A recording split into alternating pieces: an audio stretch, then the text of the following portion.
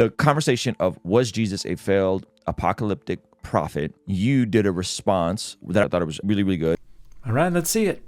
So the basic argument is Jesus was a failed apocalyptic prophet. And Right. people go to those verses where Jesus says, some standing here will not taste death until they see the Son of Man coming with the kingdom. Some people believe he is saying that the disciples here will not die until I come back for the second time. Yeah, people go, well, Jesus predicted that generation, the people he was talking to, are going to see the second coming. And it hasn't happened, therefore he was wrong. That is the plain sense of the text, and I would argue that it is the consensus view that the Olivet Discourse represents Jesus' second coming as anticipated within a single generation. And I would also argue that folks who offer alternative interpretations are motivated primarily by dogmatism, and specifically by the need to sidestep the plain sense of a text that would otherwise seem to undermine the inspiration, the inerrancy, the univocality of the Bible. And so you go, what do you do with this? Well, some scholars have said, well, let's take a step back here. Are we even understanding prophecy right? So this is just the first hermeneutic step in trying to find an alternative to the plain sense of the text, because you cannot accept the plain sense of the text. So we tend to think of prophecy like fatalism. If God says this is going to happen, it's fated to occur. Nothing we can do can change that. There is no one way that prophecy works throughout the Bible. It works according to the rhetorical goals of whatever authors are coming up with stories related to prophecy. And fatalism is probably the majority approach to prophecy in the Hebrew Bible, and there are some explicit declarations of that. For instance, Numbers 23:19, where the text says, God is not a man that he should lie, nor a mortal that he should change his mind. Has he promised, and will he not do it? Has he spoken, and will he not fulfill it? On the other hand, we have explicit declarations of God changing their mind after unconditional prophecies, such as in the book of Jonah, where Jonah is said to tell Nineveh that 40 days and the city will be overthrown, and then it explicitly says that God changed their mind after the king told his people that they should all repent and hope that God changes their mind. And then we also have claims that God deceives through their prophets. In Jeremiah 4, for instance, Jeremiah says that God has deceived the people by saying there will be peace in the land. In 1 Kings 22, Micaiah tells the king that God has sent a lying spirit to deceive him to his very death. And there are other times when false prophecy is said to be just the work of the prophets themselves. So there are a variety of different ways that prophecy works according to the rhetorical goals of the author. And the notion that anyone can assert a single way that prophecy works across the whole Bible is simply imposing a unifying framework on the text in order to serve the rhetorical goals of whoever is interpreting it. That's not really how prophecy works in the Bible. A good prophet sometimes is a prophet who doesn't see his prophecy come to pass, because prophecy in the Old Testament specifically is conditional. Sometimes it is, sometimes it isn't. Again, the text is not univocal. Prophecy functions according to the rhetorical goals of the authors telling the stories related to prophecy. Everyone needs to read Jeremiah 18. God tells Jeremiah, look, if I send a prophecy and the people repent, I'll relent of the disaster. If I speak good and they turn to evil, I'll relent of the good thing I plan to do. So, two things to note here. First, Jeremiah's prophecies are being represented as conditional because that serves Jeremiah's rhetorical goals, which are related to trying to get the people of Judah to repent. This is not a governing framework that can be imposed upon any and all prophecies to just arbitrarily render them conditional whenever they don't seem to be coming to pass.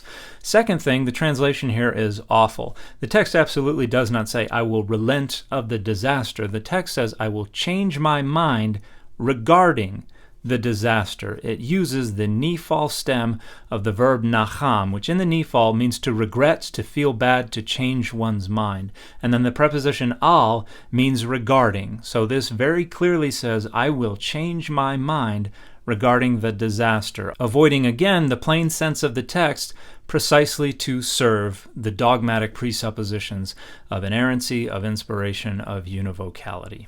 God is very clear. Prophecies can be changed or delayed based on what humans decide to do. God set up prophecy, the eschaton, prophetic fulfillments, on man's response. Some authors do, some authors do not. The presupposition that absolutely all eschatological prophecies are conditional and contingent upon the response of humans is not supported by any data.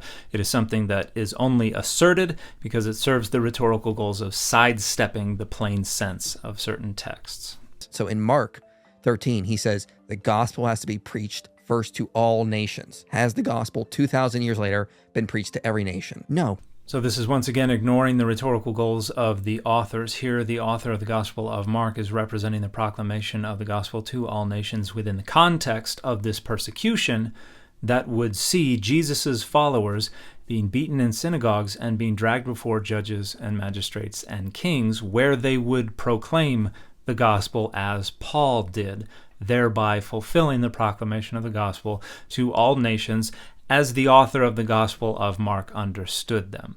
That was something that was understood to be inevitable and imminent in light of the persecution that Jesus' followers were experiencing. It was not something that was going to take thousands of years. We have to take the author at their word according to their understanding of the text. Otherwise, we are just presupposing that this is true prophecy that does not originate with the author but from God, and that is just begging the question.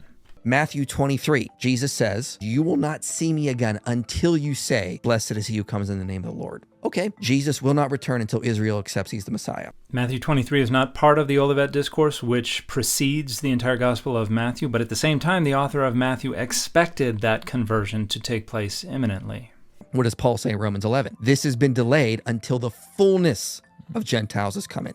Then all of Israel will be saved. So Romans 11:25 says absolutely nothing about delay. But additionally, Paul was expecting all of these things to happen imminently in his day. And the notion that this was a contingent prophecy that is still awaiting all the conditions to be met so that it can be fulfilled begs the question, because it presupposes that the prophecy comes from an inspired divine source, rather than from the socially and historically limited and contingent perspective of the human author Paul. Therefore, in line with the conditional prophecy we see in places like Daniel, Jeremiah, Jonah, Amos, we should expect a delay until those stipulations are fulfilled. So it's not that Jesus made a false prediction. He made a prediction in that cultural context that is conditional prophecy. You can make these overstatements like it's going to happen quickly, it's going to happen now, but they already understood it will be delayed if the stipulations are not fulfilled. So this entire argument requires one presuppose that the conditions that were placed on the prophecy, which were also off in the author's future,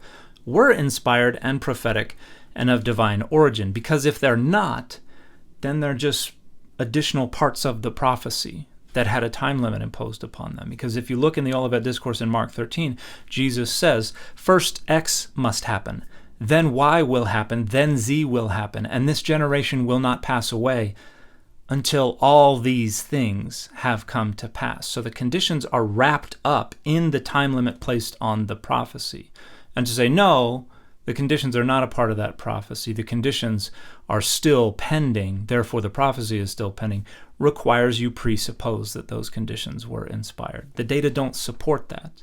The text quite clearly indicates that all of these things were expected by the author to take place imminently, and they did not. And the fit for this video has been bizarro.